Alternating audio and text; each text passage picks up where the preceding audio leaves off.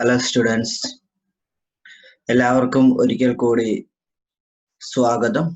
ഞാൻ manual George, Paisakkari ഭഗവത്പാദ ITIയിലെ junior ഇൻസ്ട്രക്ടറാണ്. ഇന്ന് നമ്മൾ കാണാൻ പോകുന്നത് ട്രാൻസ്ഫോമർ എന്ന് പറയുന്ന ചാപ്റ്ററിലെ ട്രാൻസ്ഫോമർ കൂളിങ്ങിനെ കുറിച്ചാണ്. അപ്പൊ ആദ്യം തന്നെ നമുക്ക് എന്തിനാണ് ട്രാൻസ്ഫോമറിൽ കൂളിംഗ് കൊടുത്തിരിക്കുന്നത്, കൂളിങ്ങിന്റെ ആവശ്യകത എന്താണ് എന്നുള്ളതാണ് നമ്മൾ ആദ്യം നോക്കാനായിട്ട് പോകുന്നത്. അതായത് നെസസിറ്റി ഓഫ് കൂളിംഗ്. ട്രാൻസ്ഫോമർ എന്തിനാണ് കൂൾ ചെയ്യുന്നത്, കൂളിങ്ങിന്റെ ആവശ്യകത എന്താണെന്ന്. Transformer is heated up when current flows through its winding. ഒന്നാമത്തെ കാരണം എന്ന് പറയുന്നത് ട്രാൻസ്ഫോമറിനകത്ത് വൈൻഡിങ്ങുകളാണുള്ളത് നമുക്കറിയാം. അതിലൂടെ ആ വൈൻഡിങ്ങിലൂടെ കറണ്ട് കടന്നു പോകുമ്പോൾ വൈൻഡിങ്ങിന് ചുറ്റിനും ഒരു ഹീറ്റിംഗ് എഫക്റ്റ് ഉണ്ടാവും, ഹീറ്റ് ആവും. ആ ഹീറ്റ് ട്രാൻസ്ഫോമറിനെ കൂടുതൽ ചൂടാക്കും. അപ്പൊ ആ ചൂട് തണുപ്പിക്കാനായിട്ട് നമുക്ക് അതുപോലെ ഈ ട്രാൻസ്ഫോമറിനുള്ളിലെ വൈൻഡിങ്ങിനെ തണുപ്പിക്കേണ്ടത് അത്യാവശ്യമാണ്. അതാണ് കൂളിംഗ് ചെയ്യുന്നതിന്റെ ഒന്നാമത്തെ കാര്യം. In large size transformers where power rating is high, large amount of heat is liberated. അതായത് ലാർജ് ട്രാൻസ്ഫോമറുകളിൽ ലാർജ് സൈസിലുള്ളതാകാം, അതുപോലെ ഹൈ റേറ്റിംഗിൽ പവർ സപ്ലൈ ചെയ്യുന്ന ട്രാൻസ്ഫോമർ ആണ്. പ്രത്യേകിച്ച് 11 kV അല്ലെങ്കിൽ 230 60 mAh ഇതിലൊക്കെ പോകുന്ന ഇങ്ങനെയുള്ള ഹൈ റേറ്റിൽ വരുന്ന ട്രാൻസ്ഫോമറുകളുടെ വൈൻഡിങ്ങിലൂടെ കടന്നു പോകുമ്പോൾ അവിടെ ഉണ്ടാകുന്ന ഹീറ്റ് എന്ന് പറയുന്നത് ഹൈ എമൗണ്ട് ഹീറ്റ് ആയിരിക്കും. അത് തണുപ്പിക്കേണ്ടത് അത്യാവശ്യമാണ്.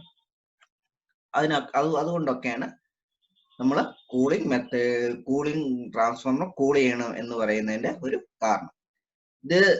അടുത്ത കാരണം എന്ന് പറഞ്ഞാൽ this will effect the insulation of the winding as well as reduction of transformer efficiency. നമുക്കറിയാം ഒരു വൈൻഡിങ് എന്ന് പറയുന്നത് ഇൻസുലേറ്റഡ് കോപ്പർ വയറാണ്. അപ്പൊ അതിലെ വൈൻഡിങ് ചൂടായി കഴിഞ്ഞു കഴിഞ്ഞാൽ, അല്ലെങ്കിൽ ട്രാൻസ്ഫോമർ ചൂടായി കഴിഞ്ഞു കഴിയുമ്പോൾ സ്വാഭാവികമായിട്ടും വൈൻഡിങ്ങിലുള്ള ഇൻസുലേഷൻ ഉരുകിപ്പോകാനുള്ള സാധ്യതയുണ്ട്. അങ്ങനെ ഉരുകിപ്പോയി കഴിഞ്ഞു കഴിഞ്ഞാൽ അത് ഷോർട്ട് ആകാനും അത് ഗുരുതരമായിട്ട് ട്രാൻസ്ഫോമറിനെ ബാധിക്കാനും സാധ്യതയുണ്ട്. അതുപോലെ തന്നെ എഫിഷ്യൻസി കുറയാനുള്ള സാധ്യതയും ഈ ഹീറ്റിംഗ് മൂലം ഉണ്ടാകാറുണ്ട്. പിന്നെ അടുത്ത പോയിന്റ് എന്ന് പറയുന്നത് this heat should be transformed from transformer winding and dissipated in the atmosphere. അപ്പൊ ഇങ്ങനെ ഉണ്ടാകുന്ന ട്രാൻസ്ഫോമറിനകത്തുണ്ടാകുന്ന ചൂട് നമ്മൾ നിർബന്ധമായിട്ടും എന്ത് ചെയ്യണം, ട്രാൻസ്ഫോമറിന് പുറത്തേക്ക് കൊണ്ടുവരുന്ന അത് ഇല്ലാതാക്കേണ്ടതാണ്. എങ്കിൽ മാത്രമേ അത് ട്രാൻസ്ഫോമറിന് ഗുണമായിട്ട് ഭവിക്കത്തുള്ളൂ. അല്ലെങ്കിൽ അത് ട്രാൻസ്ഫോമറിന് ദോഷകരമായിട്ടായിരിക്കും സംഭവിക്കുക. നമ്മൾ ഇനി കാണുന്നത് cooling method for dry type transformer. Dry type ട്രാൻസ്ഫോമറിനെ സംബന്ധിച്ചിടത്തോളം ഉള്ള കൂളിംഗ് അല്ലെങ്കിൽ അതിന്റെ കൂളിംഗ് എങ്ങനെയാണ് എന്നുള്ളതാണ് നമ്മൾ. അത് 2 ടൈപ്പ് കൂളിംഗ് ആണുള്ളത്. എയർ നാച്ചുറൽ കൂളിംഗും അതുപോലെ എയർ ബ്ലാസ്റ്റ് കൂളിംഗും. Natural air cooling method is generally adopted for a low capacity distribution transformer up to 1.5 megawatt ampere according to the available insulating material like glass. അപ്പോ നമ്മുടെ natural air ഉപയോഗിച്ചുകൊണ്ടുള്ള cooling നടക്കുന്നത് 1.5 mega volt ampere capacity ഉള്ള ട്രാൻസ്ഫോമറുകളിൽ വരെ മാത്രമേ നമ്മൾ ഈ പറയുന്ന air natural transformer ഉപയോഗിക്കാറുള്ളൂ. പ്രത്യേകിച്ച് നമ്മൾ ഉദാഹരണം പറഞ്ഞു കഴിഞ്ഞാൽ നമ്മുടെ ഈ ഇലക്ട്രോണിക് സർക്യൂട്ടുകളിലൊക്കെ ഉപയോഗിക്കുന്ന ട്രാൻസ്ഫോമറുകൾ, അതിന് പ്രത്യേകിച്ച് കൂളിംഗ് സിസ്റ്റം ഒന്നുമില്ല. കൂളിംഗ് ചെയ്യാനായിട്ട് പ്രത്യേകിച്ച് ഓയിലോ അല്ലെങ്കിൽ പ്രത്യേകിച്ച് ഒരു കൂളിംഗ് സിസ്റ്റം അതിനകത്ത് നമുക്ക് കാണാനായിട്ട് സാധിക്കില്ല. അത് ശരിക്കും പറഞ്ഞാൽ നാച്ചുറൽ കൂളിംഗ് തന്നെയാണ് അതിനകത്ത് നടക്കുന്നത്. അതുപോലെ തന്നെ ഇത് ഈ natural circulation of the surrounding air is used to carry away the heat from the transformer winding. അപ്പൊ അതുകൊണ്ട് തന്നെ ചുറ്റിനുമുള്ള എയർ, അതിന് ചുറ്റുമുള്ള എയർ തന്നെയാണ് അതിന്റെ കൂളിങ്ങിനായിട്ട് ഉപയോഗിക്കുന്നത്. പ്രത്യേകിച്ച് നമ്മൾ ഒരു സെപ്പറേറ്റ് ഒരു കൂളിംഗ് സിസ്റ്റം ഒന്നും അതിന് ഇല്ല. നമ്മൾ സ്വാഭാവികമായിട്ട് അറിയാം, നമ്മളെ ഒരു ഇലക്ട്രോണിക് സർക്യൂട്ട് എടുത്ത് വെച്ച് കഴിഞ്ഞാൽ അതിനകത്ത് പ്രത്യേകിച്ച് ഒരു ട്രാൻസ്ഫോമർ ഉണ്ടെന്നല്ലാതെ അതിന് ചുറ്റിനും വേറെ പ്രത്യേകിച്ച് കൂളിംഗ് സിസ്റ്റം ഒന്നും ഇല്ല. രണ്ടാമത്തെ മെത്തേഡ് എന്ന് പറയുന്നത് എയർ ബ്ലാസ്റ്റ് മെത്തേഡാണ്. അതായത് പ്രത്യേകിച്ചൊന്നുമില്ല, ഒരു ഫാൻ വെച്ച് ഈ ട്രാൻസ്ഫോമറിന്റെ ഉള്ളിലേക്ക് എയറിനെ ഫോക്കസ് ചെയ്യുന്നു, അല്ലെങ്കിൽ എയറിനെ കടത്തി ഫാൻ ഉപയോഗിച്ചുകൊണ്ട് അതിന്റെ ഫ്ലോ ഇൻക്രീസ് ചെയ്തുകൊണ്ട് കടത്തിവിടുന്നു. അത് മാത്രമാണ് ഇതിന്റെ പ്രത്യേകത എന്ന് പറയുന്നത്. അപ്പൊ നമ്മൾ ഈ SMBS അതുപോലെ പവർ സിസ്റ്റം, ഇതിലൊക്കെ നമ്മളിപ്പോ ഉപയോഗിക്കുന്ന ലേറ്റസ്റ്റ് ആയിട്ട് വരുന്ന പവർ സിസ്റ്റത്തിലെല്ലാം എക്സ്ട്രാ ഒരു ഫാൻ ഘടിപ്പിച്ചിട്ടുണ്ടാവും. ആ ഫാനിന്റെ ഉദ്ദേശം ഇത് തന്നെയാണ്, ഉള്ളിലുള്ള ഹീറ്റിനെ പുറത്തേക്ക് ട്രാൻസ്ഫർ ചെയ്യുക. അപ്പൊ സ്വാഭാവികമായിട്ട് ഫാൻ ഉപയോഗിച്ച് എയറിനെ പുറത്തേക്ക് കടത്തി വിടുമ്പോൾ ഉള്ളിലേക്ക് കയറുന്ന എയറും അതുപോലെ തന്നെ സ്പീഡിൽ എയർ ഉള്ളിലേക്ക് കയറും. അപ്പൊ ഒരു കണ്ടിന്യൂസ് ആയിട്ടുള്ള ഒരു എയർ മൂവ്മെന്റ് ആ സിസ്റ്റത്തിനുള്ളിൽ കിട്ടും. അതിന്റെ ഫലമായിട്ട് ഉള്ളിലുണ്ടാകുന്ന ഹീറ്റ് പുറത്തേക്ക് കളയാനായിട്ട് സാധിക്കുന്നു എന്നുള്ളതാണ്. അതാണ് ഈ എയർ ബ്ലാസ്റ്റ് കൂളിംഗ് മെത്തേഡിന്റെ ഒരു പ്രത്യേകത. നാച്ചുറൽ ആകുമ്പോൾ അത് സ്വാഭാവികമായിട്ട് എയറിന്റെ സ്വാഭാവിക മൂവ്മെന്റിലൂടെ മാത്രമേ എയർ ഉള്ളിലേക്ക് കടക്കത്തുള്ളൂ. അതേസമയം എയർ ബ്ലാസ്റ്റ് ആകുമ്പോൾ കുറച്ചും കൂടെ കൂടുതൽ എയർ ഉള്ളിലേക്ക് കടക്കുകയും ആ എയർ സർക്കുലേഷന്റെ സ്പീഡ് ഇൻക്രീസ് ചെയ്യുകയും ചെയ്യും. അതാണ് ഇതിന്റെ ഒരു പ്രത്യേകത. In air blast method, the fan are used to blow the air on the surface of the transformer. Thereby, the heat generated is carried away by the air blast. It also the specific loading in dry type transformer. അപ്പൊ ഇത് ഒരുപാട് large capacity ഉള്ള ട്രാൻസ്ഫോമറുകളൊന്നും നമ്മൾ ഉപയോഗിക്കത്തില്ല. ഇതിന് ഒരു കുറഞ്ഞ ഏകദേശം ഒരു 1.5 അല്ലെങ്കിൽ അതിനേക്കാൾ കുറച്ചും കൂടെ കൂടിയ റേറ്റിംഗ് വരുന്ന രീതിയിലുള്ള ഒരു റേറ്റിംഗ് വരുന്ന ട്രാൻസ്ഫോമർ മാത്രമേ ഇത് ഉപയോഗിക്കാറുള്ളൂ. The size of the transformer is reduced. അപ്പൊ ഈ എയർ ബ്ലാസ്റ്റ് അല്ലെങ്കിൽ എയർ നാച്ചുറൽ ട്രാൻസ്ഫോമറുകളുടെ ഒക്കെ പ്രത്യേകത എന്ന് പറയുന്നത് അതിനൊരു എക്സ്ട്രാ കൂളിംഗ് സിസ്റ്റം ഇല്ലാത്തത് കൊണ്ട് തന്നെ അതിന്റെ സൈസ് എപ്പോഴും കുറവായിരിക്കും, ചെറുതായിരിക്കും. The air supply should be properly filtered to prevent the accumulation of dust particles. അപ്പൊ ഇങ്ങനെ ചെയ്യുമ്പോൾ ഡസ്റ്റ് പാർട്ടിക്കിളുകൾ നമ്മുടെ ട്രാൻസ്ഫോമർ ഉള്ളിലേക്ക് കടക്കാനുള്ള ഒരു സാധ്യതയുണ്ട്. കാരണം എയർ ഉള്ളിലേക്ക് കടക്കുന്നതിന് കൂടത്തിൽ തന്നെ ഡസ്റ്റ് അതുപോലെയുള്ള മറ്റ് എയറിലുള്ള ഹ്യൂമിഡിറ്റി ഇതൊക്കെ ഉള്ളിലേക്ക് കടക്കാനുള്ള സാധ്യതയുണ്ട്. അപ്പൊ അതിനെ നമ്മൾ കൃത്യമായ രീതിയിൽ പ്രിവെന്റ് ചെയ്തിരിക്കണം. അതാണ് ഇതിനകത്ത് ഉള്ള ഒരു അപാകത എന്ന് പറയാൻ പറ്റില്ല. നമുക്കൊരു എടുക്കേണ്ട മുൻകരുതൽ എന്ന് പറയുന്നത് ഇതാണ്. എയർ ഉള്ളിലേക്ക് കടക്കുമ്പോൾ എയറിന്റെ കൂടത്തിൽ തന്നെ പൊടിയോ അല്ലെങ്കിൽ ജലാംശം ഉള്ളിൽ കടക്കാനുള്ള സാധ്യതയുണ്ട്. അത് കൃത്യമായ രീതിയിൽ പ്രിവെന്റ് ചെയ്ത് ഫിൽട്ടർ ചെയ്ത എയർ ആയിരിക്കണം ട്രാൻസ്ഫോമർ ഉള്ളിലേക്ക് കടത്തിവിടേണ്ടത്. അതാണ് ഒരു പ്രിക്വേഷൻ. പിന്നെ ഈ എയർ ബ്ലാസ്റ്റ് ട്രാൻസ്ഫോമറിന്റെ ഒരു അഡ്വാൻറ്റേജ് എന്ന് പറയുന്നത് ഇതിന്റെ സൈസ് വളരെ കുറവായിരിക്കും. മറ്റ് ട്രാൻസ്ഫോമർ കൂളിംഗ് മെത്തേഡുകൾ കൂളിംഗ് സിസ്റ്റം ഒക്കെ ആഡ് ചെയ്തിട്ടുള്ള മറ്റ് ട്രാൻസ്ഫോമറുകളെ വെച്ച് നോക്കുമ്പോൾ ഇതിന്റെ സൈസ് വളരെ കുറവായിരിക്കും. അതാണ് ഈ എയർ നാച്ചുറൽ അല്ലെങ്കിൽ ഡ്രൈ ട്രാൻസ്ഫോമറിന്റെ ഒക്കെ ഒരു പ്രത്യേകത എന്ന് പറയുന്നത്.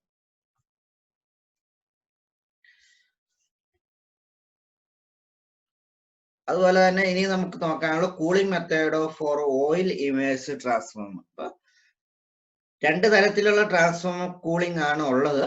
ഒന്ന് നാച്ചുറൽ എയർ കൂളിംഗ് മെത്തേഡ്,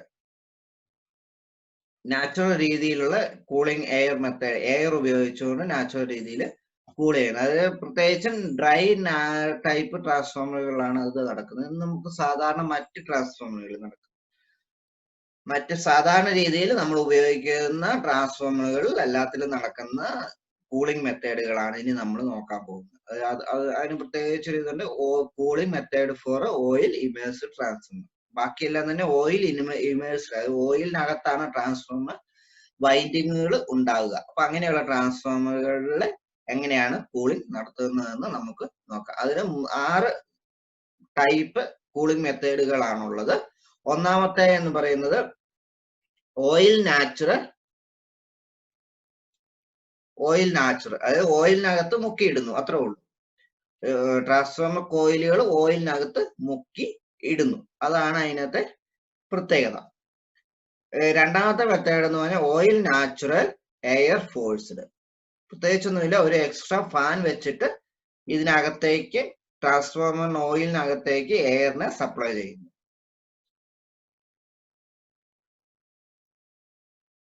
മൂന്നാമത്തെ മെത്തേഡ് എന്ന് പറയുന്നത് ഓയിൽ നാച്ചുറൽ വാട്ടർ ഫോഴ്സ്ഡ്. അതായത് ഓയിലിനകത്തുകൂടി ഒരു വാട്ടറിന്റെ ഒരു ഇതുണ്ടാവും, വാട്ടറിന്റെ ഒരു പൈപ്പ് ലൈനും കൂടി ഉണ്ടാവും. അതിലേക്ക് ആ പൈപ്പ് ലൈനിലൂടെ വാട്ടർ സർക്കുലേറ്റ് ചെയ്യും. നെക്സ്റ്റ് ഫോർത്ത് ആണ് ഓയിൽ ഫോഴ്സ്ഡ് എയർ നാച്ചുറൽ. ഇതെന്ന് പറഞ്ഞു കഴിഞ്ഞാല് നമ്മുടെ കൂളിംഗ് സിസ്റ്റം, നമ്മള് പുറത്ത് ട്രാൻസ്ഫോമറിനോട് കൂടെ ആയിരിക്കുകയല്ല, ട്രാൻസ്ഫോമറിന്റെ സൈഡിലോ അല്ലെങ്കിൽ കുറച്ച് മാറിയിട്ടോ ഒക്കെ ആയിരിക്കും. അപ്പോൾ ട്രാൻസ്ഫോമറിനകത്തുള്ള ഓയിലിനെ ഈ കൂളിംഗ് സിസ്റ്റത്തിലേക്ക് നമ്മൾ മോട്ടർ വെച്ച് പമ്പ് ചെയ്ത് വിടും.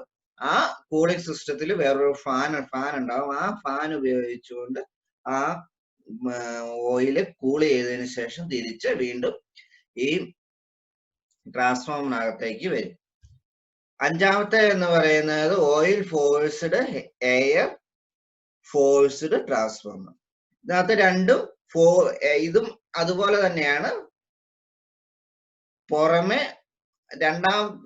പുറമെയാണ് നമ്മൾ ഒരു കൂളിംഗ് സിസ്റ്റം ഉണ്ടാകുക.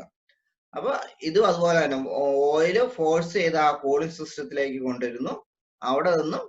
അവിടെ ഒരു ഫാൻ വെച്ച് അതിനെ സോൾവ് ചെയ്യുന്നു, അതിനെ കൂൾ ചെയ്യുന്നു. ലാസ്റ്റത്തെ ഓയിൽ ഫോഴ്സ്ഡ് വാട്ടർ ഫോഴ്സ്ഡ്. നേരത്തെ പറഞ്ഞ പോലെ തന്നെ എയറിന് പകരം ഓയിൽ വാട്ടർ ആണ് എന്ന് മാത്രം. ഒരു വാട്ടർ സപ്ലൈ ഉണ്ടാവും, അതിലേക്കായിരിക്കും ഇത് ഉണ്ടാകും. നമുക്ക് ഇത് ഡീറ്റെയിൽ ആയിട്ട് ഓരോന്നും നമുക്ക് നോക്കാം. Oil natural. അപ്പൊ നമ്മൾ ഇടത്തെ സൈഡ് കാണുന്ന ഈ ഒരു പിക്ചറാണ് ഇതിന്റെ പിക്ചർ എന്ന് പറയുന്നത്, ഓയിൽ ട്രാൻസ്ഫോമറിന്റെ പിക്ചർ. നമ്മൾ ഈ കാണുന്ന ഈ ഒരു ഇതാണ് ഞാൻ ഇപ്പൊ ഈ മഞ്ഞ ഇതില് ഈ ഷെയ്ഡ് കാണിച്ചിരിക്കുന്നതാണ് ഇതിന്റെ കോയില്. ഇതാണ് ഇതിനകത്തെ കോയിലുകൾ. അപ്പൊ ഇതിനകത്ത് ഈ കിടക്കുന്ന മുഴുവനും ഓയിലാണ്. ഈ ഭാഗമുള്ളത് മുഴുവനും ഓയിലാണ്. പിന്നെ ഈ ചുമല ഇതിൽ കാണുന്ന എല്ലാം ഓയിലാണ്.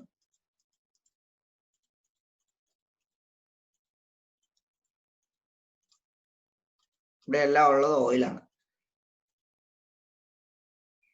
ഈ ട്യൂബിനകത്തൂടെയും കിടക്കുന്നത് ഓയിലാണ്.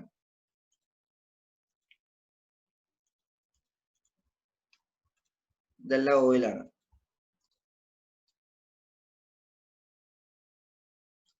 അപ്പൊ ഈ ഓയില് ഈ ട്യൂബിനകത്തൂടെയാണ് സർക്കുലേറ്റ്. ഈ ആരോ മാർക്ക് കാണിച്ചിരിക്കുന്ന ഓയിലിന്റെ സർക്കുലേഷൻ പാത്താണ്. ഓയിൽ ഇങ്ങനെ ഇതിനകത്ത് നിന്ന് ചൂടായ ഓയിൽ ഈ സൈഡിലേക്ക് വരും. അപ്പൊ ഇത് ട്യൂബാണ്. ഈ ട്യൂബിന് ചുറ്റിനും നമ്മുടെ നാച്ചുറൽ ആയിട്ടുള്ള എയർ ഉണ്ടാവും. അപ്പൊ ആ എയറിലേക്ക് ഈ ട്യൂബിൽ നിന്ന് എയറിലേക്ക് ഹീറ്റിനെ ട്രാൻസ്ഫർ ചെയ്യും. അപ്പൊ താഴേക്ക് വരുമ്പോൾ സ്വാഭാവികമായിട്ട് ഇത് കൂൾ ചെയ്തിട്ടുണ്ടാവും. ഇതാണ് ഈ ട്രാൻസ്ഫോമറിന്റെ പ്രത്യേകത. The transformer is immersed in oil. അതായത് ട്രാൻസ്ഫോമർ കോയിൽ, ട്രാൻസ്ഫോമർ എന്ന് പറയുന്നത് മൊത്തത്തിലല്ല, ട്രാൻസ്ഫോമർ കോയിലുകൾ, ഇതിനകത്തുള്ള കോയിൽ, ട്രാൻസ്ഫോമറിനകത്തുള്ള കോയിലുകൾ ഇമേഴ്സ്ഡ് ഇൻ ഓയിൽ, ഓയിലിനകത്തായിരിക്കും ഇമേഴ്സ് ചെയ്ത്, അതായത് ഓയിലിനകത്ത് മുങ്ങിക്കിടക്കുകയാണ്. So heat produced in core and winding is passed on to oil by conduction. അതായത് ഓയിലിനകത്ത് കോയിൽ, നമ്മുടെ വൈൻഡിങ്ങും കോറും ഒക്കെ മുങ്ങിക്കിടക്കുന്നതുകൊണ്ട് തന്നെ കോറിലും വൈൻഡിങ്ങിലും ഉണ്ടാകുന്ന ഹീറ്റ് സ്വാഭാവികമായിട്ടും കണ്ടക്ഷൻ വഴിയായിട്ട് ഓയിലേക്ക് ട്രാൻസ്ഫർ ചെയ്യും. This heat is transfer to the tank walls. അപ്പൊ ഇതിന്റെ ഓയിലുള്ള ഹീറ്റ് എങ്ങോട്ട് പോകും? നമ്മുടെ ഈ ട്രാൻസ്ഫോമറിന്റെ വാൾസിലേക്ക്, ട്രാൻസ്ഫോമറിന്റെ ഭിത്തിയിലേക്ക് അത് പോകും.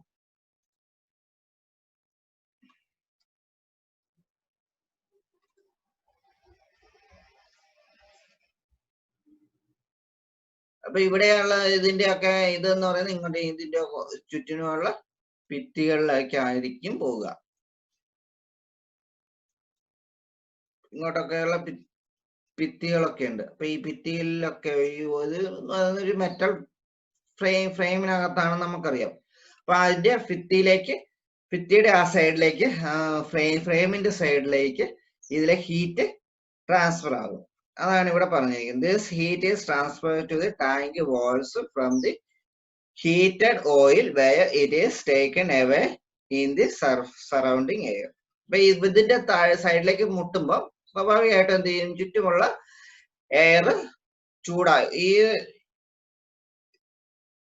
ഭിത്തിയോട് ചേർന്ന്, അത് അല്ലെങ്കിൽ ട്രാൻസ്ഫോമറിന്റെ വോളിനോട് ചേർന്ന് നിൽക്കുന്ന എയർ ചൂടാവുകയും ഈ എയർ മാറിപ്പോകും.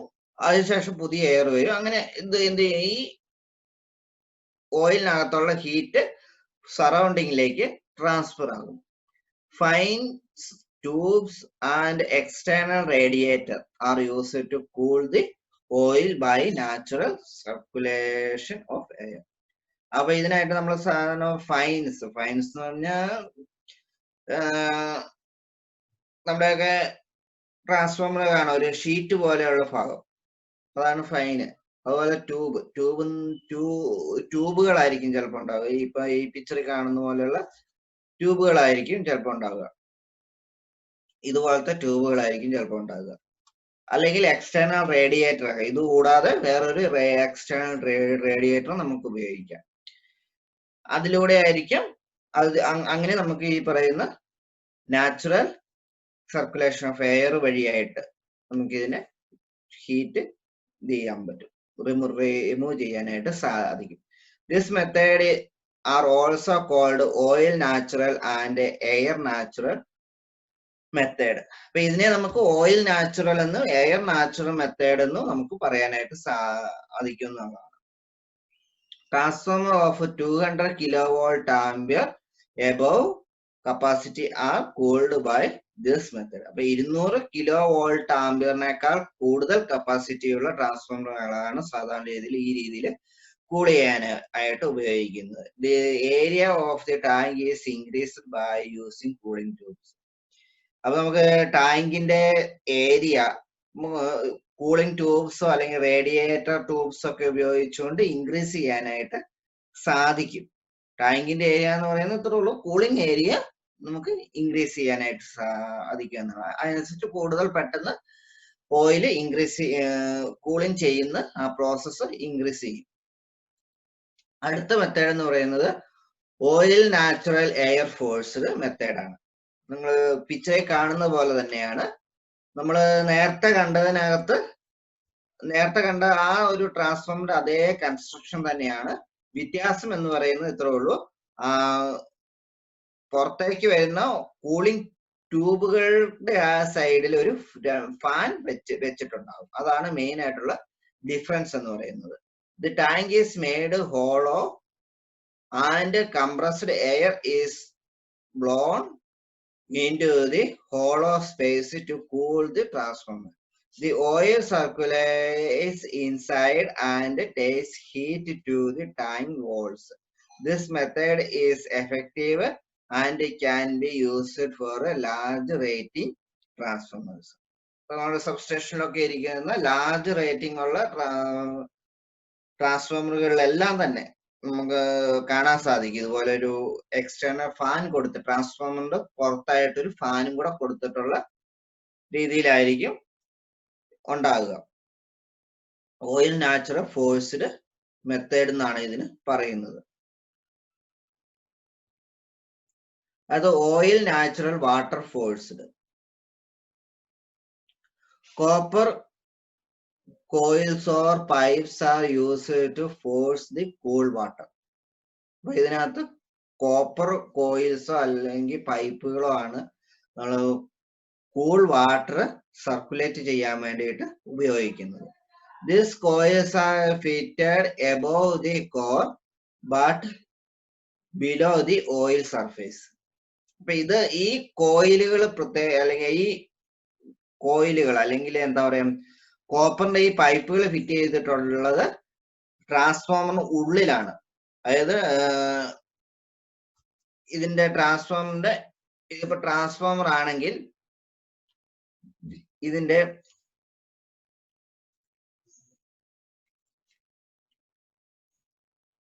ഈ ഒരു ഏരിയയിലായിരിക്കും കോയിലുകൾ അല്ലെങ്കിൽ കോപ്പർ പൈപ്പുകൾ ഉണ്ടാകുക. വാട്ടറിന്റെ കോപ്പർ പൈപ്പുകൾ ഉണ്ടാകുക.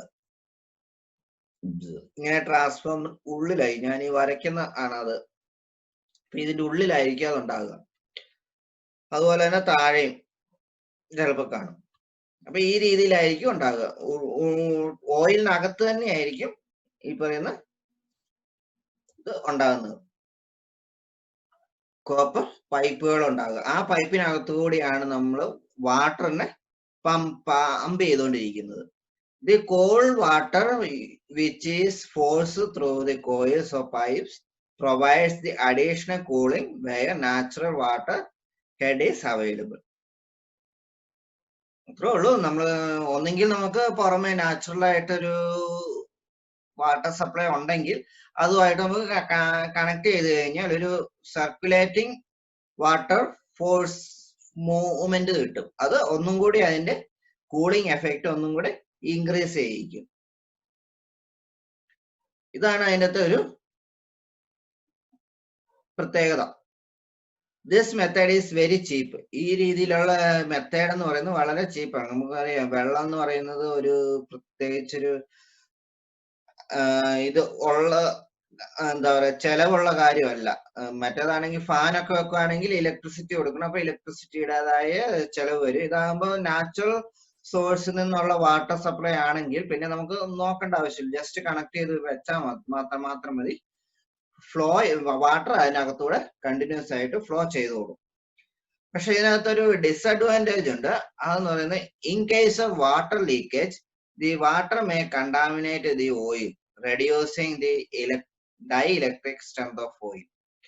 അപ്പൊ ഇതിന്റെ ഒരു അഡ്വാൻറ്റേജ് എന്ന് പറയുന്നത് ഏതെങ്കിലും തരത്തിൽ പൈപ്പിന് ലീക്കേജ് വന്നു കഴിഞ്ഞാൽ വാട്ടർ പൈപ്പിന് ലീക്കേജ് വന്നു കഴിഞ്ഞാൽ ആ വാട്ടർ മുഴുവൻ ഓയിലിലേക്ക് വീഴും. അപ്പൊ ഓയിലേക്ക് വീഴുന്നതിനനുസരിച്ച് ഓയിൽ എന്ത് ചെയ്യും? ഓയിൽ കണ്ടാമിനേറ്റ് ചെയ്യും. അപ്പൊ നമുക്കറിയാം ഓയിലും വാട്ടറും വെച്ച് നോക്കുമ്പോൾ ഈ രണ്ടും ഓയിലിന്റെ ഡൈഇലക്ട്രിക് പ്രോപ്പർട്ടിയെ നമുക്ക് ഓയിൽ എന്ന് പറയുന്ന ഒരു ഇൻസുലേറ്റർ മെറ്റീരിയൽ ആണ്. ഇലക്ട്രിസിറ്റിയെ കടത്തി വിടാത്ത ഒരു വസ്തുവാണ്, ഒരു ലിക്വിഡ് ആണ് ഓയിൽ എന്ന് പറയുന്നത്. അതേസമയം വാട്ടർ എന്ന് പറഞ്ഞു കഴിഞ്ഞാൽ ഇലക്ട്രിസിറ്റി കണ്ടക്ട് ചെയ്യുന്ന ഒരു ഇതാണ്. അപ്പൊ ആ ഒരു കേസ് വരുമ്പോൾ സ്വാഭാവികമായിട്ട് രണ്ടും കൂടെ മിക്സ് ആകുമ്പോൾ ഈ ഡൈ ഇലക്ട്രിക് പ്രോപ്പർട്ടി, നമ്മുടെ ഓയിലിന്റെ ഡൈ ഇലക്ട്രിക് പ്രോപ്പർട്ടിയെ അത് കാര്യമായ രീതിയിൽ തന്നെ ബാധിക്കും. അത് ആ ഒരു പ്രോപ്പർട്ടി ഇല്ലാതാക്കുന്നതിന്റെ ഫലമായിട്ട് ചിലപ്പോൾ ഷോർട്ട് ആകാനോ അല്ലെങ്കിൽ എന്തെങ്കിലും.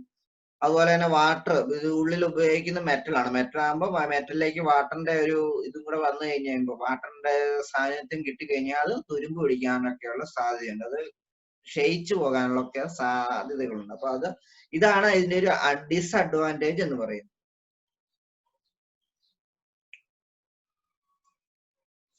അടുത്ത മെത്തേഡ് എന്ന് പറയുന്നത് ഓയിൽ ഫോഴ്സ്ഡ് എയർ നാച്ചുറൽ. ഇതിന്റെ പ്രത്യേകത എന്ന് പറഞ്ഞു കഴിഞ്ഞാൽ ഇതാണ് ട്രാൻസ്ഫോമർ എന്ന് പറയുന്നത്. ഞാൻ ഈ വരച്ച ഇതിനുള്ളിൽ കാണിച്ചിരിക്കുന്നതാണ് ട്രാൻസ്ഫോമർ എന്ന് പറയുന്നത്. ഇത് ട്രാൻസ്ഫോമർ. ഇതെല്ലാം ഓയിലാണ്. ഇവിടെയുള്ളതെല്ലാം ഓയിലാണ്. ഇതെല്ലാം ഓയിലാണ്. ഈ വലതുവശത്ത് കാണുന്നതാണ് ഹീറ്റ് എക്സ്ചേഞ്ചർ, അല്ലെങ്കിൽ ഒരു എക്സ്റ്റേണൽ ഹീറ്റ് എക്സ്ചേഞ്ചർ ഇവിടെ നമ്മൾക്ക് കൊടുത്തിരിക്കുന്നു. ബാക്കിയുള്ള സ്ഥലങ്ങളിലെല്ലാം ഇതിനു മുമ്പ് കണ്ടതിനെല്ലാം ഇങ്ങനെ ഒരു ഭാഗമില്ല. ഇങ്ങനെ ഒരു എക്സ്റ്റേണൽ ആയിട്ടൊരു ഹീറ്റ് എക്സ്ചേഞ്ചിന് വേണ്ടി മാത്രം എക്സ്റ്റേണൽ ആയിട്ടൊരു റേഡിയേറ്റർ അവിടെ കൊടുത്തിട്ടില്ല. ഇവിടെ പക്ഷെ റേഡിയേറ്റർ എന്ന് പറയുന്ന ഒരു സംഭവം എക്സ്ട്രാ ആയിട്ട് കൊടുത്തിട്ടുണ്ട്. അപ്പൊ ഇങ്ങനെ കൊടുക്കുമ്പോൾ നമുക്ക് എന്താണെങ്കിലും പമ്പ് ചെയ്തേ വരും. ഒരു പമ്പ് ഉപയോഗിച്ചുകൊണ്ട് ഓയിലിനെ സർക്കുലേറ്റ് ചെയ്യിക്കുവാണ് ഇതിന്റെ പ്രത്യേകത. അപ്പൊ ഇതിന്റെ മറ്റ് മെത്തേഡുകൾ തമ്മിലുള്ള ഒരു പ്രത്യേകത എന്ന് പറയുന്നത് ഇതിന്റെ ഹീറ്റ് എക്സ്ചേഞ്ചർ അഥവാ റേഡിയേറ്റർ ട്രാൻസ്ഫോമറിൽ നിന്നും കുറച്ച് മാറിയാണ് ഉണ്ടാവുക. അതുപോലെ തന്നെ റേഡിയേറ്ററിനകത്തേക്ക് അല്ലെങ്കിൽ ഹീറ്റ് എക്സ്ചേഞ്ചറിനകത്തേക്ക് ഒരു പമ്പ് ഉപയോഗിച്ചുകൊണ്ട് നമ്മൾ ഓയിലിനെ ഫ്ലോ ചെയ്യിക്കുവാണ് ചെയ്യുന്നത്. ഇവിടെ പമ്പ് ഉപയോഗിച്ചുകൊണ്ട് ഫ്ലോ ചെയ്യുന്നതുകൊണ്ട് തന്നെ ഒരു ഫ്രീക്വന്റ് ആയിട്ടുള്ള കണ്ടിന്യൂസ് ആയിട്ടുള്ള ഒരു ഓയിൽ ഫ്ലോ നമുക്ക് കിട്ടുകയും ചെയ്യും. അതേസമയം എക്സ്ചേഞ്ചറിനകത്ത് ഉള്ള എയർ അകത്ത് ഇതുപോലെ തന്നെ ഒരുപാട് പൈപ്പുകൾ ഉണ്ടാവും. ആ പൈപ്പിനകത്തൂടെ ആയിരിക്കും കടന്നു പോവുക. അപ്പൊ അതിന്റെ സർഫേസ് ലേക്ക് ഈ പറയുന്ന ചൂടായ ഓയിൽ വന്നതിന് ശേഷം അത് അന്തരീക്ഷത്തിലേക്ക് സ്വാഭാവികമായിട്ട് എയറിലേക്ക് ട്രാൻസ്ഫർ ചെയ്യും. സാധാരണ രീതിയിൽ തന്നെ എയർ ഉപയോഗിച്ച് തന്നെയാണ് അത് കൂൾ ചെയ്യുന്നത്. സാധാരണ അതിന് ചുറ്റുമുള്ള എയർ ഉപയോഗിച്ച് തന്നെയാണ് അത് കൂൾ ചെയ്യുന്നത്. അത്രേ ഉള്ളൂ ഇതിന്റെ പ്രത്യേകത. The oil is circulated with the help of pump and in the heat exchanger it is cooled by the natural air. Natural air ഉപയോഗിച്ചുകൊണ്ട് തന്നെയാണ് കൂൾ ചെയ്യുന്നത്. പ്രത്യേകത എന്ന് പറയുന്നത് ഒന്ന് മാത്രമേ ഉള്ളൂ, ഒരു പമ്പ് ഉപയോഗിച്ച് ഹീറ്റ് എക്സ്ചേഞ്ചറിലേക്ക് ഓയിലിനെ ട്രാൻസ്ഫർ ചെയ്യുന്നു എന്ന് മാത്രം. അടുത്ത മെത്തേഡ് എന്ന് പറയുന്നത് ഓയിൽ ഫോഴ്സ്ഡ് എയർ ഫോഴ്സ്. ഓയിലും ഫോഴ്സ് ചെയ്യുന്നുണ്ട്, അതുപോലെ എയർ ഫോഴ്സ് ചെയ്യുന്നുണ്ട്. സെയിം ഇത് തന്നെ, നേരത്തെ കണ്ട അതേ കൺസ്ട്രക്ഷൻ തന്നെയാണ് ഇതിനകത്തും നമുക്ക് കാണാനായിട്ട് സാധിക്കുന്നത്. വ്യത്യാസം എന്ന് പറയുന്നത് ഈ പിക്ചർ കാണുമ്പോൾ തന്നെ നിങ്ങൾക്കറിയാം വ്യത്യാസം എന്താണെന്നുള്ളത്. താഴെ ഒരു ഫാൻ ഉണ്ട്. നേരത്തെ ഇതിനകത്തൊരു ഇവിടെ ഒരു ഫാൻ ഇല്ല. ഇവിടെ ഫാൻ ഇല്ല. നാച്ചുറൽ ഇതിനകത്ത് ഇവിടെ ഫാൻ ഇല്ല. ഇതിനകത്ത് ഇവിടെ ഒരു ഫാൻ ഉണ്ട്. ഇതാണ് രണ്ടും തമ്മിലുള്ള വ്യത്യാസം. The compressed air is blasted with the help of fans to cool the oil in the external heat exchanger. ഈ എക്സ്റ്റേണൽ ഹീറ്റ് എക്സ്ചേഞ്ചറിലേക്ക് വരുന്ന ഓയിലിനെ കൂൾ ചെയ്യാനായിട്ട് ഒരു എക്സ്റ്റേണൽ ഫാൻ ഉപയോഗിച്ചിരിക്കുന്നു എന്ന് മാത്രമാണ് പ്രത്യേകത. This system is higher efficiency. അപ്പൊ ഈ ഒരു സിസ്റ്റത്തിന് ഹയർ എഫിഷ്യൻസി സ്വാഭാവികമായിട്ടും ഉണ്ടാവുമല്ലോ. പുറമേ ഒരു ഇതാണ്. അപ്പൊ നമുക്ക് ഇതനുസരിച്ച് ഓയിലിന് ഇതിന്റെ അനുസരിച്ച് അതായത് ട്രാൻസ്ഫോമറിലേക്ക് വരുന്ന ലോഡിനനുസരിച്ച് തന്നെ അല്ലെ അതിനകത്തെ ലോഡിനും അതുപോലെ തന്നെ ആ അറ്റ്മോസ്ഫിയറിനനുസരിച്ച് നമുക്ക് ആവശ്യമായിട്ടുള്ള രീതിയിലുള്ള ഒരു ഹീറ്റ് എക്സ്ചേഞ്ചർ നമുക്ക് ഡെവലപ്പ് ചെയ്തെടുക്കാനായിട്ട് സാധിക്കും. അതുകൊണ്ട് തന്നെ കൂടുതൽ ലാർജ് കൂളിംഗ് ഏരിയ കിട്ടത്തക്ക രീതിയിൽ നമുക്കൊരു ഹീറ്റ് എക്സ്ചേഞ്ചർ നിർമ്മിക്കാനായിട്ട് പറ്റും. അപ്പൊ അതിനകത്തേക്ക് നമ്മളൊരു ഫാൻ ഉപയോഗിച്ചുകൊണ്ട് എയർ ഫോഴ്സിൽ കടത്തിവിടുകയും കൂടെ ചെയ്യുമ്പോൾ സ്വാഭാവികമായിട്ടും അതൊരു ഹയർ എഫിഷ്യൻസി കത്താൻ, അതായത് പെട്ടെന്ന് തന്നെ കൂൾ ചെയ്യുന്ന രീതിയിലുള്ള എയറിനെ നല്ല രീതിയിൽ അല്ലെങ്കിൽ ഓയിലിനെ നല്ല രീതിയിൽ കൂൾ ചെയ്യുന്ന ഒരു സിസ്റ്റമായിട്ട്, ഒരു മെത്തേഡായിട്ട് ഇത് മാറും. ഇതിന്റെ അഡ്വാൻറ്റേജ് എന്ന് പറയുന്നത് at low load when losses are less there is no need to use the fan to cool the air. The natural air is sufficient for this. ഇതിന്റെ പ്രത്യേകത അഡ്വാൻറ്റേജ് എന്ന് പറയുന്നത്, ഇപ്പൊ ചില സമയങ്ങളിൽ ലോഡ് കുറവായിരിക്കും, അപ്പൊ ലെസ് ലോഡായി ഉള്ളുവെങ്കിൽ ലോസസും കുറവായിരിക്കും. ആ സമയത്ത് നമുക്ക് ഈ പറയുന്ന ഹീറ്റിന്റെ ഇൻക്രീസ് അല്ലെങ്കിൽ ഡിസിപ്പേറ്റ് ചെയ്യുന്ന ഈ ഹീറ്റിന്റെ അളവെന്ന് പറയുന്നതും കുറവായിരിക്കും. അപ്പൊ ആ സമയത്ത് നമുക്ക് ഫാൻ ഓഫ് ചെയ്യാം. അപ്പൊ എക്സ്ട്രാ എനർജിയുടെ ആവശ്യമില്ല, അല്ല എക്സ്ട്രാ ഫാനിന്റെ ആവശ്യമില്ല. നാച്ചുറൽ ആയിട്ടുള്ള എയർ കൊണ്ട് തന്നെ അത് കൂളാകും. അങ്ങനെ കൂളാകുന്നില്ല എന്ന് കാണുമ്പോൾ മാത്രം നമുക്ക് എന്ത് ചെയ്താൽ മതി, ഫാൻ ഓൺ ആക്കിയാൽ മതി. അതാണ് ഇതിന്റെ ഒരു പ്രത്യേകത, ഒരു അഡ്വാൻറ്റേജ്. അതുപോലെ തന്നെ at higher loads both fan and pump are required to improve the cooling. അപ്പൊ ഹൈ ലോഡ് ഉള്ള സമയത്ത് മാത്രം എന്ത് ചെയ്താൽ മതി, പമ്പും അതുപോലെ തന്നെ ഫാനും ഓൺ ആക്കിയാൽ മതി. പെട്ടെന്ന് ആ സമയത്ത് കൂടുതൽ ഹീറ്റ് റിലീസ് ചെയ്യും. അപ്പൊ അതിനനുസരിച്ച് എന്ത് ചെയ്യും, കൂടുതൽ പെട്ടെന്ന് തന്നെ നമുക്ക് കൂളിംഗ് നടക്കേണ്ടതായിട്ട് വരും. അപ്പൊ ആ സമയത്ത് മാത്രം ഈ പറയുന്ന പമ്പും ഫാനും ഉപയോഗിച്ചാൽ മതി. ലാസ്റ്റ് മെത്തേഡ് എന്ന് പറയുന്നത് പ്രത്യേകിച്ചൊന്നുമില്ല, നേരത്തെ oil forced and air forced എന്ന് പറയുന്ന അതേ മെത്തേഡിൽ തന്നെ, അതേ രീതി തന്നെ. അതിനകത്ത് ഓയിലിന് എയറിന് പകരം വാട്ടർ ആണെന്ന് മാത്രം. അതായത് ഓയിൽ വന്നതിന് ശേഷം ഒരു ഹീറ്റ് എക്സ്ചേഞ്ചിനകത്തുകൂടി കടന്നു പോകും. ആ ഹീറ്റ് എക്സ്ചേഞ്ചിനകത്തേക്ക് ഒരു പൈപ്പ് കണക്ട് ചെയ്തിട്ട്, പൈപ്പ് അതിനകത്ത് ഒരുപാട് പൈപ്പുകൾ കിടപ്പുണ്ട്. ആ പൈപ്പിനകത്തൂടെ എന്ത് ചെയ്യും, വാട്ടർ കടത്തി വിടും. കാണാം, ഇൻലെറ്റ് വാട്ടർ ആണ്. ഇതിലൂടെ വാട്ടർ കടന്നു വന്ന് ഈ ഒരു പൈപ്പിലൂടെ കടന്ന് ഇങ്ങനെ ഈ പൈപ്പിനകത്തൂടെ കടന്ന് ഇങ്ങനെ പോകും. ഇങ്ങനെ പോയി അവസാനം ഇതിലൂടെ തിരിച്ച് പുറത്തേക്ക് പോവുകയും ചെയ്യും. അപ്പൊ ഇങ്ങനെ ഫോഴ്സ്ഡ് ആയിട്ട് വാട്ടർ പുറത്തേക്ക് പോകുമ്പോ ഇതിനകത്തുള്ള ഓയിൽ കൂൾ ചെയ്തിട്ടുണ്ടാവും. എയറിനേക്കാൾ നല്ല രീതിയിൽ കൂൾ ചെയ്യുന്നത്, പെട്ടെന്ന് കൂൾ ചെയ്യുന്നത് വാട്ടർ ആണ്. അതുകൊണ്ടാണ് മിക്ക സ്ഥലങ്ങളിലും വാട്ടർ ഒരു കൂളിംഗ് ഏജന്റ് ആയിട്ട് നമ്മൾ ഉപയോഗിക്കുന്നതിന് കാരണം. In this method uses water blast instead of air blast to cool the oil in the heat exchanger. അപ്പൊ ഹീറ്റ് എക്സ്ചേഞ്ചറിനകത്ത് എയർ ബ്ലാസ്റ്റ് ചെയ്യുന്നതിന് പകരം വാട്ടർ ആണ് ഉപയോഗിക്കുന്നത്, എയറിന് പകരം വാട്ടർ ഉപയോഗിക്കുന്നു. അത്രേ ഉള്ളൂ വ്യത്യാസം. The density of oil is higher than water.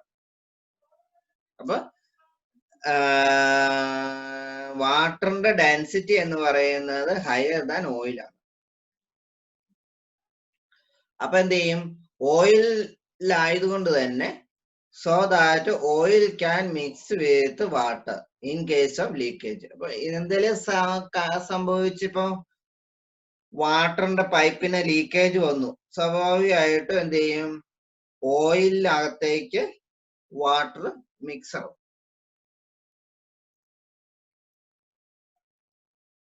Water can mix, oil can mix with water. അപ്പൊ ഇതിനകത്ത് വാട്ടറിലേക്ക് ഓയിൽ കിടക്കുകയും, അതായത് ഹീറ്റ് എക്സ്ചേഞ്ചറിനകത്ത് ഈ പറയുന്ന ഓയില് വാട്ടറുമായിട്ട് മിക്സ് ചെയ്യും.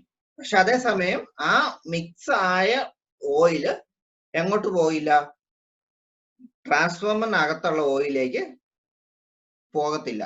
അതുകൊണ്ടാണ് നിങ്ങളിവിടെ ടാങ്കിനകത്ത് ഹീറ്റ് എക്സ്ചേഞ്ചറിന്റെ ഇത് നിർമ്മിച്ചപ്പോ ഇതൊരു ഇത് നോക്കിയിട്ട് കണ്ടിട്ടുണ്ടാവും. ഇതുണ്ട്, ഈ ഹീറ്റ് എക്സ്ചേഞ്ചിന്റെ ഏകദേശം പകുതിക്ക് തൊട്ട് താഴെയാണ് എന്ത് ചെയ്തിരിക്കുന്നത്, നമ്മുടെ ഹീറ്റ് എക്സ്ചേഞ്ചിൽ നിന്നും ട്രാൻസ്ഫോമറിലേക്ക് ഓയിൽ പോകുന്ന ആ ഒരു ഭാഗം, ആ ഒരു പൈപ്പ് കണക്ട് ചെയ്തിരിക്കുന്നത്. നിങ്ങൾ ആലോചിച്ചിട്ടുണ്ടാവും എന്തിനാണ് ഇങ്ങനെ ഒരു കൺസ്ട്രക്ഷൻ. നേരെ ഇവിടെ കൊടുത്താൽ പോരെ, അല്ലേ?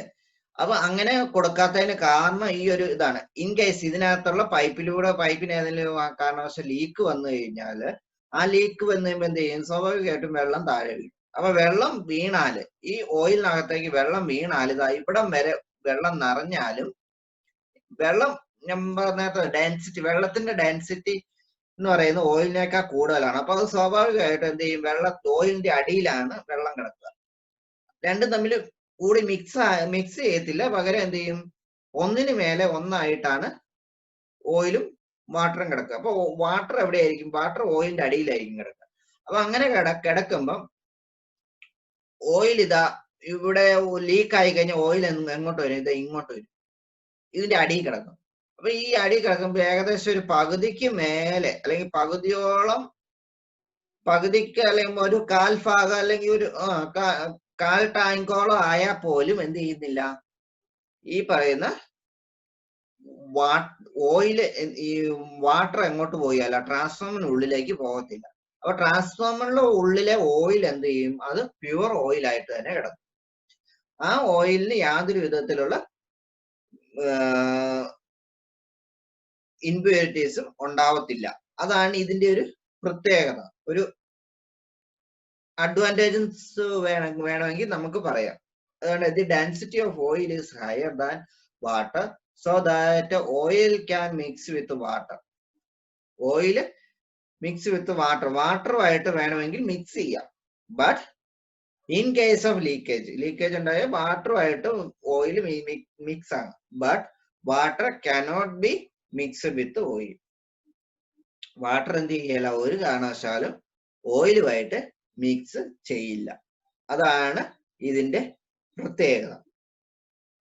This method is used for the transformer at hydroelectric stations as large water supply with appropriate water head is easily available. അപ്പൊ ഈ ടൈപ്പ് ട്രാൻസ്ഫോമറുകൾ കൂടുതലായിട്ട് ഉപയോഗിക്കുന്നത് ഹൈഡ്രോ ഇലക്ട്രിക് സ്റ്റേഷനുകളായിരിക്കും. സ്വാഭാവികമായിട്ട് അവർക്ക് അവിടെ വാട്ടർ സപ്ലൈ ഉണ്ട്.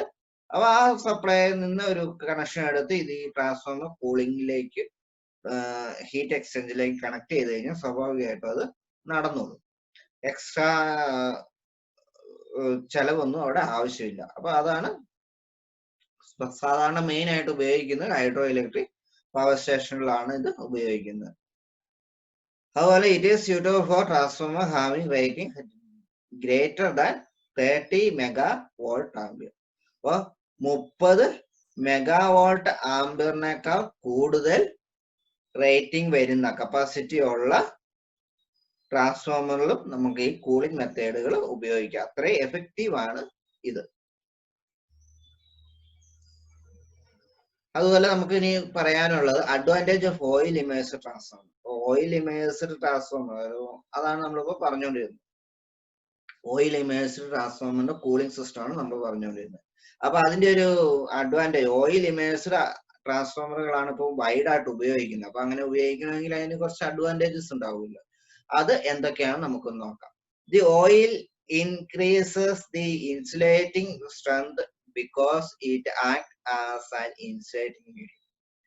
അപ്പൊ ഇതിന്റെ ഒരു പ്രത്യേകത എന്ന് പറയുന്നത്, ഒരു അഡ്വാൻറ്റേജ് എന്ന് പറയുന്നത്, it increases the insulating strength. അപ്പൊ ട്രാൻസ്ഫോമറിന്റെ ഇൻസുലേറ്റിംഗ് സ്ട്രെങ്ത് ഇൻക്രീസ് ചെയ്യും. അതുപോലെ ട്രാൻസ്ഫോമർ കോയിലിന്റെ ഒക്കെ ഇൻസുലേറ്റിംഗ് സ്ട്രെങ്ത് കോയിലിംഗ്. കാരണം ഓയിൽ എന്ന് പറയുന്ന ഒരു ഇൻസുലേറ്റിംഗ് മീഡിയമാണ്. അതുകൊണ്ട് തന്നെ ഇതെന്ത് ചെയ്യും? ഇതിനകത്ത് ഇമേഴ്സ് ചെയ്ത് കിടക്കുന്നിടത്തോളം കാലം ഒരു ഷോർട്ട് സർക്യൂട്ട് ഉണ്ടായാൽ പോലും അത് സൈഡിലത്തെ ഇതിലേക്ക് വരുത്തില്ല. സൈഡിലെ ട്രാൻസ്ഫോമറിന്റെ വോൾസിലേക്ക് എത്തത്തില്ല. ഒരു ഇൻസുലേറ്റർ ആയിട്ട് അത് കിടക്കും. അതുപോലെ തന്നെ ചെറിയ രീതിയിലുള്ള വൈൻഡിങ്ങിലാണെങ്കിൽ ചെറിയൊരു രീതിയിലുള്ള ഇൻസുലേഷൻ പ്രോബ്ലംസ് വന്നാൽ പോലും അത് ഈ ഓയിൽ അതിന് മെയിൻറ്റെയിൻ ചെയ്തോളും. ഓയിലിന്റെ ഇൻസുലേറ്റിംഗ് പ്രോപ്പർട്ടി ഉള്ളതുകൊണ്ട് അത് മെയിൻറ്റെയിൻ ചെയ്തു പോകും. അതാണ് ഒന്നാമത്തെ ഒരു കാരണം. It is good conductor of heat as compared to air. അപ്പൊ എയറിനെ അനുബന്ധിച്ച് ഗുഡ് കണ്ടക്ടർ ഓഫ് ഹീറ്റ് ആവും. ചൂട് പെട്ടെന്ന് കണ്ടക്ട് ചെയ്യുന്നത് ഓയിലിലൂടെയാണ്. എയറിനേക്കാൾ കൂടുതൽ കണ്ടക്ട് അല്ലെങ്കിൽ കൂടുതൽ വേഗത്തിൽ കണ്ടക്ട് ചെയ്യുന്നത് അല്ലെങ്കിൽ ട്രാൻസ്ഫർ ചെയ്യുന്നത് ഓയിലൂടെയാണ്. It has high coefficient of volume expansion. High coefficient of volume expansion. Due to this, adequate circulation is easily obtained. അപ്പൊ ഇതിന്റെ മറ്റൊരു പ്രത്യേകത എന്ന് പറയുന്നത് ഇത് ചെറിയൊരു ഹീറ്റ് വന്നാൽ തന്നെ പെട്ടെന്ന് എക്സ്പാൻഡ് ചെയ്യും. അപ്പൊ എക്സ്പാൻഷൻ വാല്യൂ കൂടുതലായതുകൊണ്ട് തന്നെ അതിനകത്തൊരു മൂവ്മെന്റ് നമ്മുടെ ഓയിലിന്റെ ഒരു മൂവ്മെന്റ് അതിനകത്ത് ഉണ്ടാവും. ഒരു സർക്കുലേഷൻ ഓഫ് ഓയിൽ അതിനകത്ത് ഉണ്ടാവും. അത് ഇതിന്റെ ഇൻസുലേഷനെയും അതുപോലെ തന്നെ കൂളിംഗ് എഫക്റ്റിനെയൊക്കെ ഇൻക്രീസ് ചെയ്യുന്ന ഒരു സംഭവമാണ്. അതുപോലെ തന്നെ നമ്മൾ പറഞ്ഞു ബുച്ച് ഓഫ് റിലേ സിസ്റ്റം, അതൊക്കെ വർക്ക് ചെയ്യണമെങ്കിൽ ഈ പറയുന്ന എക്സ്പാൻഷൻ വേണം, ഒരു മൂവ്മെന്റ് വേണം, ഓയിലിന്റെ ഒരു മൂവ്മെന്റ് വേണം. അങ്ങനെ ആ മൂവ്മെന്റ് ഉള്ളത് കൊണ്ടാണ് ആ സേഫ്റ്റി സിസ്റ്റം ഒക്കെ വർക്ക് ചെയ്യുന്നത്. അപ്പൊ അതൊക്കെയാണ് ഇതിന്റെ അഡ്വാൻറ്റേജ്. ലിമിറ്റേഷൻസ് പറയുന്നത് this cannot be used at a place like mines where there are changes of fire hazard. ഇതിന്റെ ഒരു ഡിസഡ്വാൻറ്റേജ് എന്ന് പറയുന്നത് ഇത്രേ ഉള്ളൂ. മൈനുകൾ എന്ന് പറഞ്ഞു കഴിഞ്ഞാല് നമുക്കറിയാം എന്താണ്, ഈ ഖനനങ്ങൾ ചെയ്യുന്നവിടത്ത് നമ്മുടെ കല്ല് പൊട്ടിക്കുന്നതും അങ്ങനെയുള്ള ഖനനങ്ങളല്ല, വെട്ടുകല്ല് ചെത്തിയെടുക്കുന്ന ഖനനങ്ങളല്ല, ഈ കൽക്കരി ഖനികള്, അതുപോലെ ഓയിൽ ഖനികള്, ക്രൂഡ് ഓയിലൊക്കെ കുഴിച്ചെടുക്കുന്നിടത്തും അതുപോലെ കൽക്കരികളൊക്കെ കുഴിച്ചെടുക്കുന്നിടത്തൊക്കെ അവിടെയൊക്കെ എന്ന് പറഞ്ഞു കഴിഞ്ഞാൽ ഫയർ ഹസാർഡുകള് ഉണ്ടാകാനുള്ള സാധ്യത കൂടുതലാണ്. ഒന്നാതെ അവിടെ കളക്ട് ചെയ്യുന്നത് അല്ലെങ്കിൽ മൈൻ ചെയ്യുന്നത് തന്നെ കത്തുന്നതാണ്. അതിന്റെ കൂട്ടത്തിൽ നമുക്ക് ഈ പറയുന്ന ഓയിൽ ഇമേഴ്സ്ഡ് ട്രാൻസ്ഫോമറും കൂടെ വെച്ച് കഴിഞ്ഞാൽ ഒന്നും കൂടെ അതിന്റെ ആ ഫയർ ഹസാർഡിന്റെ ഡേഞ്ചറിനെ ഒന്നും കൂടെ ഇൻക്രീസ് ചെയ്യും. അപ്പൊ അത് നമുക്ക് അങ്ങനെയുള്ള സ്ഥലങ്ങളിലാണ് ഇത് സ്വാഭാവികമായിട്ട് ഒഴിവാക്കുന്നത്. വെക്കാനായിട്ട് പാടില്ല, അല്ലെങ്കിൽ അത് വെക്കാതിരിക്കുന്നതാണ് നല്ലത്. ഇതൊക്കെയാണ് ഇതിനകത്തെ ഇതിന്റെ അഡ്വാൻറ്റേജസും ഓയിൽ ഇമേഴ്സ്ഡ് ട്രാൻസ്ഫോമറിന്റെ അഡ്വാൻറ്റേജസും ഡിസ്അഡ്വാൻറ്റേജസും. അപ്പൊ എല്ലാവർക്കും മനസ്സിലായി എന്ന് വിചാരിക്കുന്നു. ഇനിയും കൂടുതൽ വിവരങ്ങൾ അല്ലെങ്കിൽ ഇതുമായി ബന്ധപ്പെട്ടിട്ടുള്ള മറ്റു ക്ലാസ്സുകൾ കാണുന്നതിനായിട്ട് നിങ്ങൾക്ക് ഈ ചാനൽ സബ്സ്ക്രൈബ് ചെയ്യുകയോ ഒക്കെ ചെയ്യുവാണെങ്കിൽ ഞാൻ ഇടുന്ന വീഡിയോസ് അപ്പം തന്നെ നിങ്ങൾക്ക് ലഭിക്കുന്നതായിരിക്കും. Thank you.